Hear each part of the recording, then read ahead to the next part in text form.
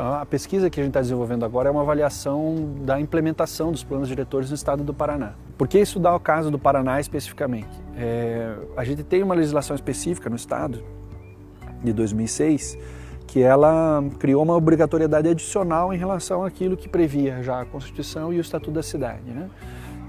Vinculando, inclusive, repasse de recursos de financiamento do Paraná Cidade, que é uma instituição de fomento ao desenvolvimento urbano no estado, criando uma vinculação à existência do plano diretor e a um plano de investimentos. O município teria que ter esses elementos para poder receber os repasses de recursos.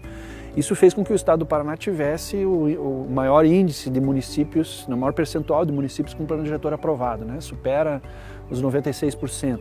Então, praticamente a totalidade dos municípios no estado tem planos diretores. Então, tem essa característica peculiar que a gente queria também compreender aqui no caso do estado, né? Apesar de a gente ter uma mudança, digamos assim, de perspectiva do que seria o papel do plano diretor e do planejamento urbano, saindo um pouco de uma visão mais tecnocrática do planejamento para uma visão mais articulada com os problemas sociais e com o desenvolvimento da justiça urbana, vamos dizer assim, a gente percebe que os instrumentos principalmente utilizados continuam sendo aqueles mesmos de um tempo, digamos assim, do planejamento em que esse caráter tecnocrático ainda prevalecia. Então, o principal instrumento continua sendo, por exemplo, o zoneamento, né? Ainda que você tenha articulado outras reflexões e outros instrumentos de planejamento de política urbana, o zoneamento segue sendo talvez o principal instrumento utilizado pelos municípios. Na minha tese eu vou trabalhar sobre a questão da função social da propriedade, que é uma categoria presente na Constituição Federal. E no artigo 182 e 183 eles vão definir que a definição, na verdade, do que é função social da propriedade, ela é remetida e submetida aos planos diretores. Depois, em 2001, com o Estatuto da Cidade, a gente tem a aprovação dos instrumentos que vão garantir o cumprimento dessa função social da propriedade.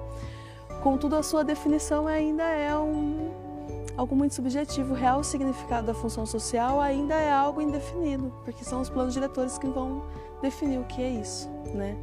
Então, na minha tese de doutorado, eu tenho tentado analisar como que os planos diretores determinam a definição da função social da propriedade. Ainda mais que a função social é um conceito muito em disputa pelos movimentos sociais e pelo movimento da reforma urbana, porque a gente compreende, né, que o caráter absoluto da propriedade está no cerne das problemáticas urbanas.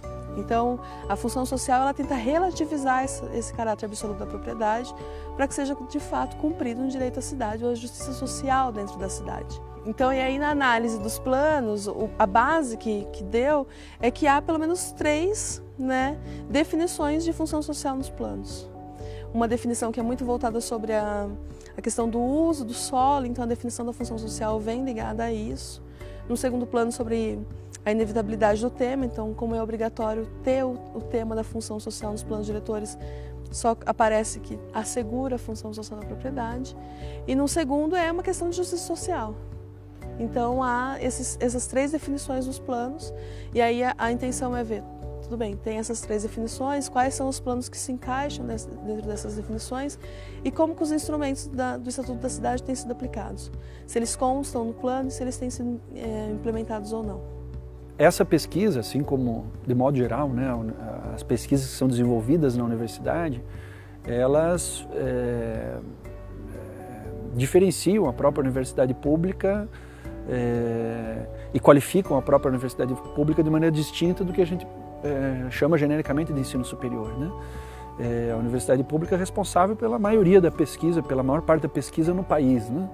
Essa pesquisa, essa responsabilidade, ela raramente vai acontecer nas universidades privadas. Então, que você teria uma ênfase maior justamente na questão do ensino, né?